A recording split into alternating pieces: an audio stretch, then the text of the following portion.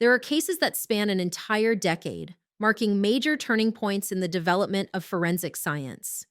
In a small house near Loudoun's main square, people often saw a familiar woman dressed in black, carrying a basket of bread and a jar of jam. She would walk up the steps, knock on each door, leaving behind the scent of a hastily prepared lunch. They called her Marie Besnard, the patient, kind neighbor who, for years, had cared for all those slowly fading away in their sick beds. But it was in her kitchen that every bowl of soup, every cup of hot coffee became the last thing many ever tasted. Each time someone died, Marie was there, sitting beside them, her hand resting on the coffin lid, whispering her final farewells. Most people believed she was the embodiment of kindness, a woman quietly making up for lonely lives. But some suspected that behind her black headscarf was a cold resolve, a woman who had turned death into an opportunity to accumulate wealth, step by step, becoming the notorious Queen of Arsenic. Over more than a decade, the bodies of her husband, her parents, and her friends were exhumed one after another. Every bone fragment, every lock of hair bore traces of arsenic, a poison seeping into meals like a silent curse. In a French justice system still plagued by shortcomings, especially in poisoning cases, every forensic result became another blade dividing trust and doubt. Yet the question remains, was Marie Besnard a silent killer or merely an unfortunate woman caught in the whirlwind of rumors in a small town? If you had lived on that street, would you believe every death was a tragic coincidence? Or would you wonder who was the first to reach for the arsenic? The final answer remained an enigma for many years. Marie Besnard, born on August 15th, 1896, in Saint-Pierre-de-Maillet, a small village in the Vienne region of France, grew up in a modest farming family. Her life, from a rural girl to a notorious suspected serial killer, is a story full of hidden layers, both ordinary and mysterious, as if written for a somber documentary film. Marie was the daughter of a working-class farming family, where a harsh and impoverished life shaped her childhood. There is little information about her early years, but records show she was an intelligent child, though her education was cut short by a bout of typhoid fever at the age of 12. This illness forced Marie to leave school and never receive any formal educational certificates. It seemed to plant the seeds of a deep dissatisfaction, a feeling of being left behind in a society marked by rigid class divisions. However, Marie did not allow her circumstances to hold her back. In 1920, at the age of 24, Marie married her cousin, Auguste Antigny, a man physically frail. Their marriage lasted 7 years until Auguste died in 1927 of tuberculosis and pleurisy. After Auguste's death, Marie quickly remarried in 1929 to Léon Besnard, a wealthy landowner in Loudun. Léon provided Marie with a more comfortable life, with a spacious house and higher social standing. However, the marriage remained childless, and troubling rumors began to circulate. In Loudun, Marie was known as a charming, capable woman who also carried an air of mystery. She carefully built the image of a kind woman, regularly helping neighbors and taking part in community activities. In the years that followed, as Léon's parents passed away, one after the other, Marie was the one who stayed by their bedsides. Every afternoon, she would sit quietly next to her mother-in-law's armchair, holding her hand until her breathing gradually faded. People in the town spoke of her with gratitude and sympathy. Even as death came repeatedly to the Besnard family, no one ever thought it might be connected to anything other than illness and old age. After the funerals, the couple inherited a small portion of assets and savings. They used the money to buy the house they had been renting and to repair the roof tiles.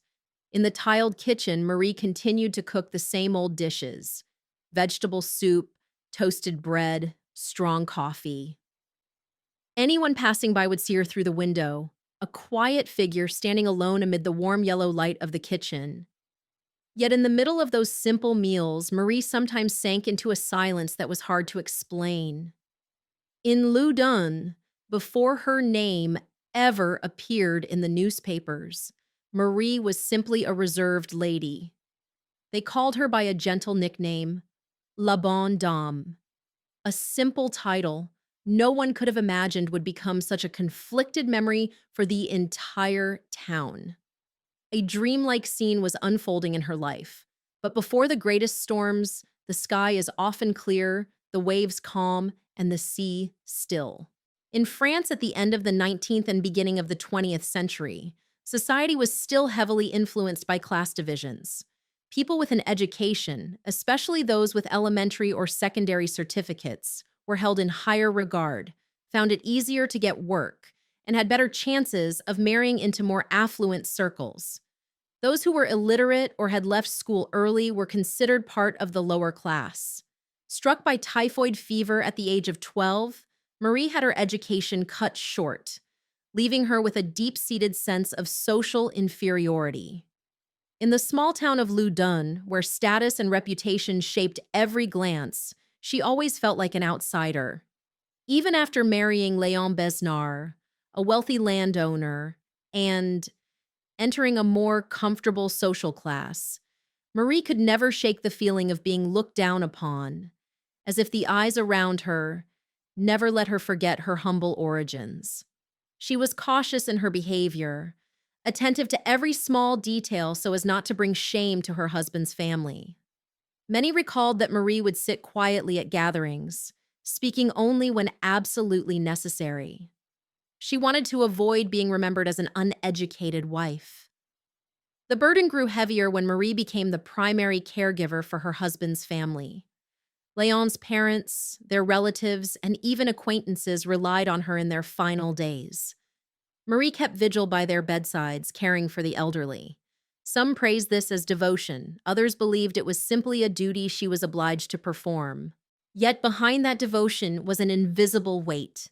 Caring for the sick, watching them weaken day by day, placed her in a spiral of responsibility with no way out.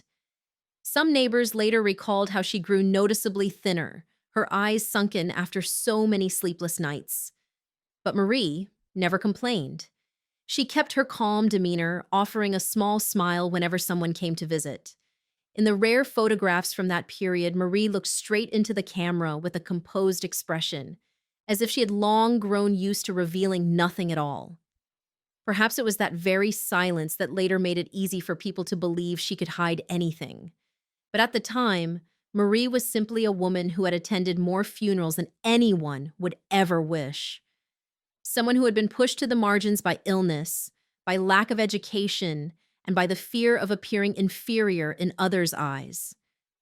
The feeling of being a servant hidden behind the title of wife slowly wore away at her spirit, piece by piece. If you had lived in Loudun near her, would you have believed this was devotion, or merely a resignation so deep it erased any sense of who she was? The answer often lies within the question itself, and the series of mysterious events that followed gradually unveiled a tragedy. In less than a decade, from 1938 to 1947, the town of Loudun witnessed a string of deaths connected to the Besnard family, placing Marie Besnard at the center of suspicion. The deaths came quickly and too close together, causing public murmurs to grow louder. First was Léon Besnard's father, Pierre, who died in 1938, followed by his mother, Marie-Louise, in 1941.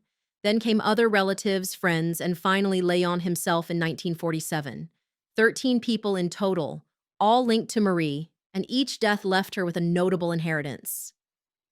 The people of Loudun began to whisper, how could one woman be present at precisely the right time and place every time death knocked? Marie was always there, holding the hand of the dying. What once seemed like compassion had now become a troubling sign. People often spoke of her calm gaze as she whispered final farewells. The deaths were not only numerous, but shared common features, vague symptoms, often diagnosed as digestive illness, exhaustion, or old age. Léon, Marie's husband, died after many weeks of severe stomach pain, vomiting, and wasting away. His parents had experienced similar symptoms: cramping, gradual weakness, and finally slipping away. Others, like the wealthy Rivet couple, also departed in pain. Suspicion began to weave itself into every morning greeting. In the grocery shop, people spoke about the small insurance payouts Marie received after each passing. In the bakery, they discussed the strange coincidence between her meals and the victim's last nights alive. Doctors in Loudun started to grow suspicious when the diagnoses no longer made sense. One person dying of exhaustion at 70 might be acceptable, but a series of deaths with identical symptoms seemed far from normal. In 1949, a local physician, after hearing the rumors and noticing the pattern, requested the exhumation of Leon's body and several others. The results were shocking. Unusually high levels of arsenic, ranging from 18 to 60 milligrams, were found in the remains. Authorities immediately launched an investigation, and suspicion toward Marie, the woman who was always present, began to grow. Was she the one behind it all? Arsenic, a poison commonly used at the time, could be mixed into food or drink without anyone noticing. Public opinion in Loudun was split in two. Some people continued to defend Marie, recalling the image of her gently caring for the sick, arranging respectful funerals, and living a simple life. They believed she was merely the victim of an unfortunate coincidence or the target of envy over the inheritances. A widow, whom she had once cared for, said, "If she wanted to do something evil, why would she spend so many years tending to the sick? A greedy person wouldn't waste such effort." But others, especially after the evidence emerged, began to think it was too much to be a coincidence. A woman, no matter how pitiable, could hardly be innocently connected to 13 deaths. Doubt hung over everything, but no conclusion was ever firmly reached. The arsenic in the bodies was powerful evidence, yet the errors in forensic analysis and the flawed preservation of samples blurred the line between crime and coincidence.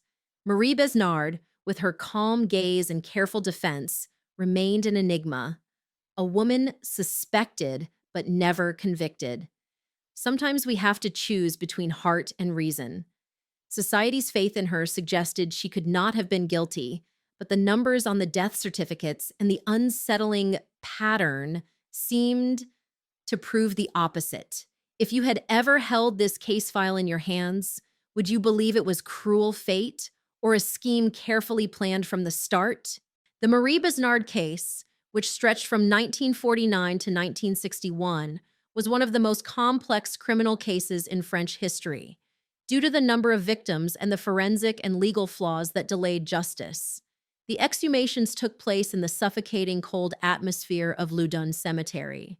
The old graves were dug up under the tense gaze of police officers and forensic experts. The smell of damp earth, the sound of shovels breaking the ground, and the silence of those watching created a grim scene. As each body was brought up, a feeling of guilt crept into the hearts of those who had once known Marie. After evidence was discovered during the exhumations, Marie was arrested on July 21, 1949, charged with killing 13 people by poisoning. However, the investigation quickly ran into serious problems. The first was forensic analysis. The arsenic detection methods of the time lacked precision. Experts like Professors René Piedelièvre and René Fabre disagreed on how to interpret the results. Some argued that the arsenic could have come from the environment, the cemetery soil, flowers, or decorations, due to improper preservation of the bodies. The samples taken from the remains, which had been decomposing for many years, were easily contaminated, reducing the reliability of the evidence. Marie's defense attorneys, Maître Hayot and Maître Gautrat, exploited these gaps to the fullest, requesting more tests and prolonging the investigation. News of the case gradually spread, destroying the trust of Loudun's townspeople. Marie, once praised as the kind woman, was now viewed with fearful eyes. Neighbors who had thanked her for warm soup or her constant presence at the bedside of the dying began whispering about something sinister. People panicked, realizing they might have eaten in the Besnard house. Those who had defended Marie, friends and relatives, gradually withdrew, not wanting to be associated with an alleged serial killer. The small, once peaceful town sank into suspicion. In the face of the accusations, Marie maintained an appearance of calm that bordered on cold. When asked if she had anything to say, Marie simply replied, "I did everything out of love," as if it were self-evident. But there were rare moments, a quick glance, a clenched hand that suggested uncertainty beneath her confident facade. Even so, Marie never admitted any guilt, leaving both the court and the public perplexed. Was she innocent or a skillful performer? The image of Marie, a caring woman always ready to help, was now replaced by the shadow of an alleged serial killer. This contrast stunned the people of Loudun. Those who had once trusted her now felt betrayed.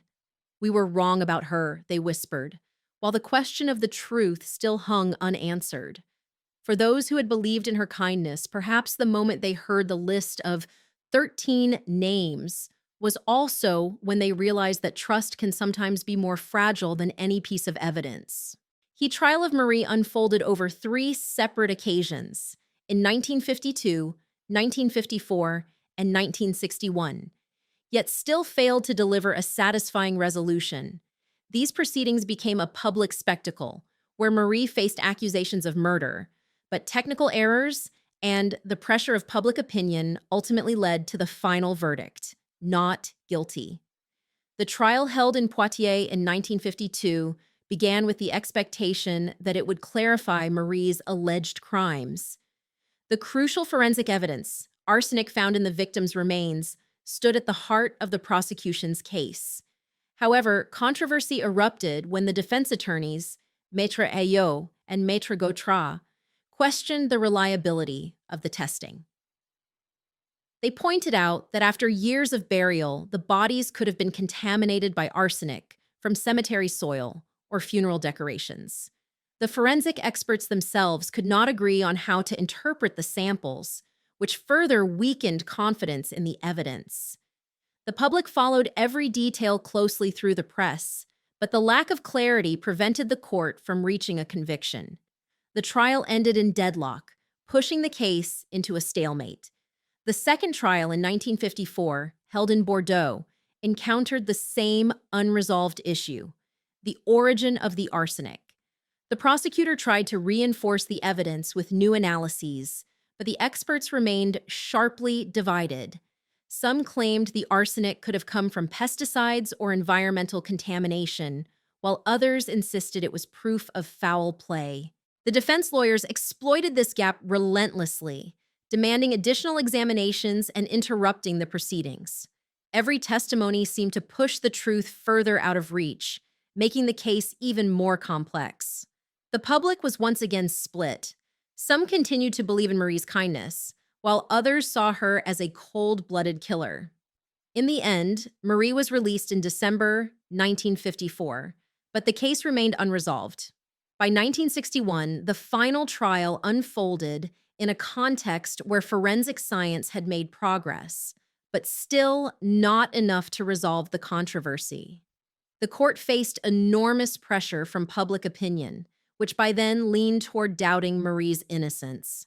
However, the forensic tests remained deadlocked. Errors in sample preservation, a lack of standardized procedures, and conflicting expert opinions left the prosecutor powerless to present convincing evidence. After 12 years, on December 12th, 1961, Marie was declared not guilty.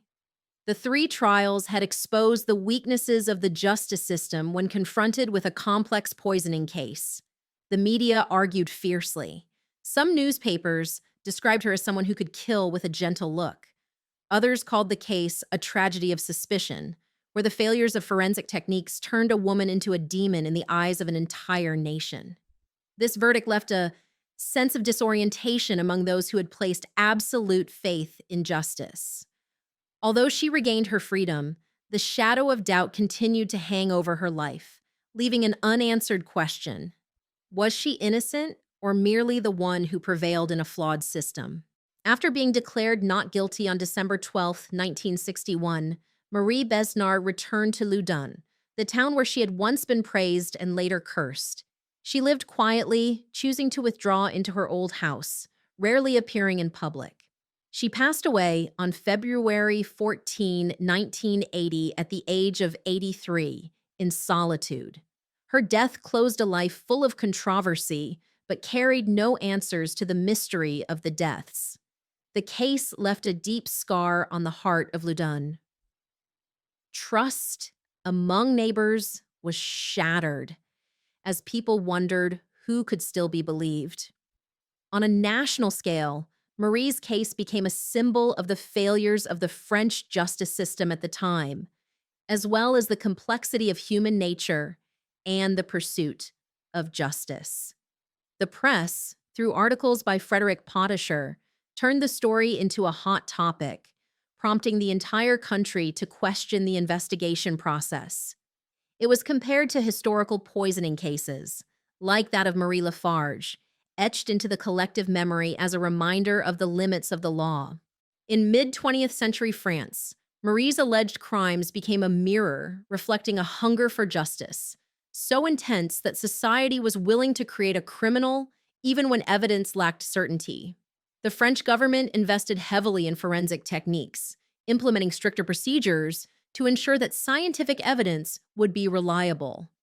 The perspective on the role of forensic evidence in court also evolved, with a stronger emphasis on objectivity and standardization to avoid repeating failures like those in Marie's case. If there is one thing the case of Marie Besnard forces us to reconsider, it is the question, what turns an ordinary person into someone we suspect?